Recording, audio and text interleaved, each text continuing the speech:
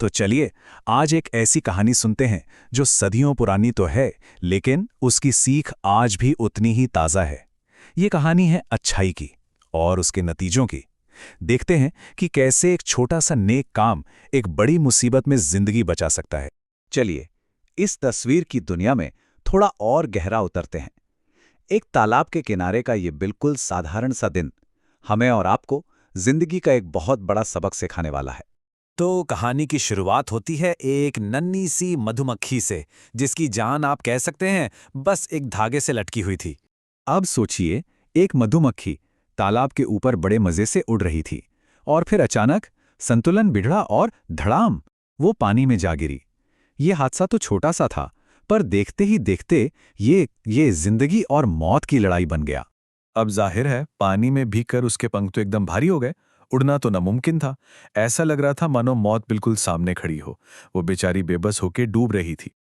लेकिन उस नन्ही सी जान का संघर्ष किसी की नजरों से छिपा नहीं था।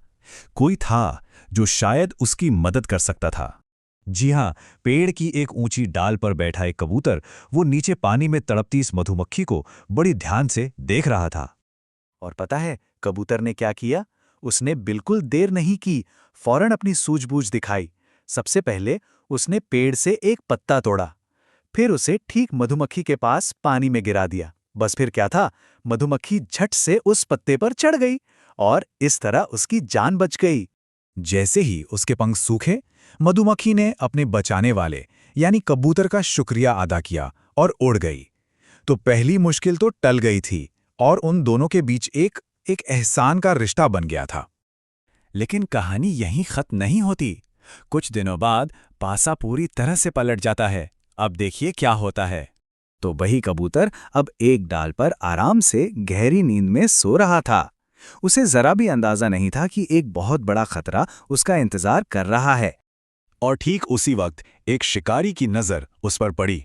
उसने फौरन अपना तीर कमान निकाला और कबूतर पर निशाना साध दिया। जंगल की शांति में अचानक एक तनाव सा घुल गया। कबूतर को तो कुछ पता ही नहीं था, वो तो सो रहा था। अब सवाल यह है कि उसकी मदद कौन करेगा। कहानी अब एक बहुत ही दिलचस्प मोड़ पर आ चुकी है और यहीं आकर कहानी का वो चक्र पूरा होता है जिसकी हम बात कर रहे थे। याद है वो छोटी सी मधुमक्खी? हाँ वही। वो पास में ही उड़ रही थी और उसने शिकारी को कबूतर पर निशाना साधते हुए देख लिया। अब देखिए, जिस मधुमक्खी को बचाया गया था, आज उसके पास बचाने वाला बनने का सुनहरा मौका था। मधुमक्खी ने एक पल भी नहीं सोचा। उसने मन में ठान लिया, नहीं, मुझे अपने दोस्त की जान बचानी ही होगी। और उसने तुरंत एक्शन लेने का फैसला किया। वो बिल्कुल सीधी शिकारी की तरफ उड़ी और जोर से उसके हाथ पर डंक मार दिया। सोचिए, अपनी जान की परवाह किए बिना उसने अपने एकमात्र हथियार का इस्तेमाल कर डाला। डंक लगते ही शिकारी दर्द से चीख पड़ा और बस उसका निशाना चूक गया। एक नन्ही सी मधुमक्खी के एक छोटे से एक्शन ने कबूतर की जान बचा ली थी। आवाज सुनकर कबूतर जाग गया और उसने देखा कि वो बिल्कुल सुरक्षित है। उसने अपने उस नन्हे से दोस्त का दिल से शुक्रिया अदा किया। तो देखा कैसे नेकी का वो चक्र पूरा हुआ। तो सवाल यह है कि आखिर इस पूरी कहानी से हमें सीखने को क्या मिलता है? इसका असली मतलब क्या है? ये कहानी है पारस्परिकता की, यानी रेसिप्रोसिटी की। अब ये एक बड़ा शब्द लग सकता है, पर इसका मतलब बहुत सीधा है। मतलब ये कि अगर कोई हमारे साथ कुछ अच्छा करता है तो हमारा भी फर्ज बनता है कि हम उसके साथ अच्छा करें। तो इस कहानी की सीख बिल्कुल साफ है। जैसा कि कहते हैं, कर भला तो हो भला।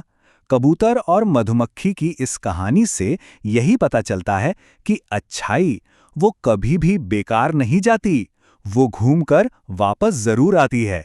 और शायद यही सबसे बड़ा सबक है ना, इस सोचने पे मजबूर करता है कि आज किया गया एक छोटा सा मामूली सा नेक काम आने वाले कल की कहानी को कैसे पूरी तरह से बदल सकता है।